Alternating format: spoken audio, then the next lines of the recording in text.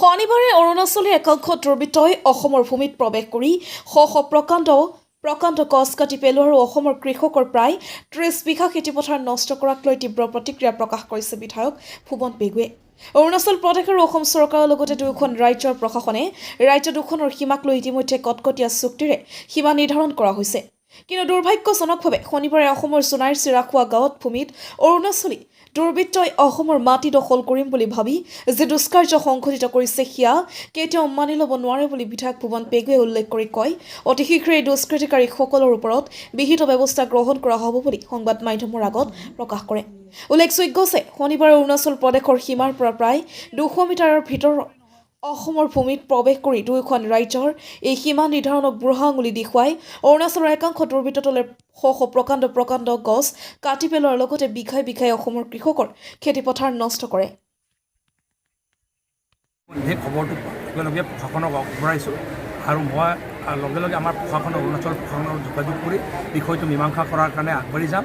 কিন্তু মই ভাবোঁ যে আগৰ ছিষ্টেম নাই আৰু এতিয়া বিশেষকৈ দুটা ৰাজ্যৰ মাননীয় মুখ্যমন্ত্ৰী আমাৰ পেমা খাণ্ডু ডাঙৰীয়া, আমাৰ ডক্টৰ হিমন্ত বিশ্ব শৰ্মা ডাঙৰীয়া যিটো যোৱাবাৰ চুক্তি কৰিলে সেইমতে জিঅ' পজিশ্যনিং লোৱা আছে, জিঅ'টেক কৰা আছে আমাৰ বাউণ্ডেৰীত। তেখেতসকলে এনেকৈ সোমাব বিচাৰিলে আমাৰ মাটি অসমৰ মাটি দখল কৰিব নোৱাৰে।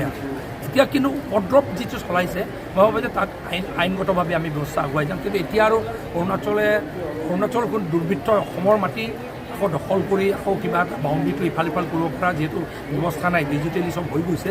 মই ভাবোঁ যে এইটোক লৈ আশংকা নাই, কিন্তু যিটো দুৰ্বৃত্তই কৰিছে এখেতসকল দুৰ্বৃত্তই কৰিছে আইনগতভাৱে এখেতসকলৰ প্ৰশাসন চৰকাৰৰ লগত আমাৰ চৰকাৰে যোগাযোগ কৰি ব্যৱস্থা গ্ৰহণ কৰিব। চাওক, আপোনালোকে চাওক, ৩০ বিঘা ৩৫ বিঘা তিল এনেকৈ অৰুণাচলী মানুহ আহি মানে উপদ্ৰৱ কৰি গ্ৰাছ কাটাৰৰ লগত কাটি দিছে। তেতিয়াহ'লে আমি সহ্য কৰি থাকিম নেকি? আৰু প্লাছ গছ আপোনালোকে দেখিছেই নিজে আহি কিনি, কি ক'ম এতিয়া? চৰকাৰে যি কৰিব সুবিধা কৰিব চৰকাৰৰ কথা, আমিতো একো নাজানো। চাওক, আৰু এইটোৱে নহয়, এইটো চাওক, এডালকৈ দেখাইছোঁ তিল, এডালকৈ দেখাইছোঁ, এনেকৈ কাটি দিছে।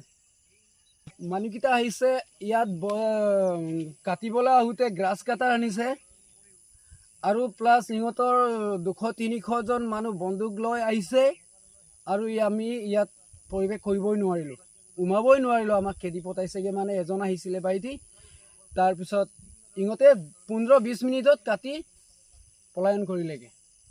গোটেই পৰিৱেশ ভয়ংকৰ কৰি ইহঁতে কাটি মেলি পলাই গ'ল অৰুণাচল মানুহকেইটা।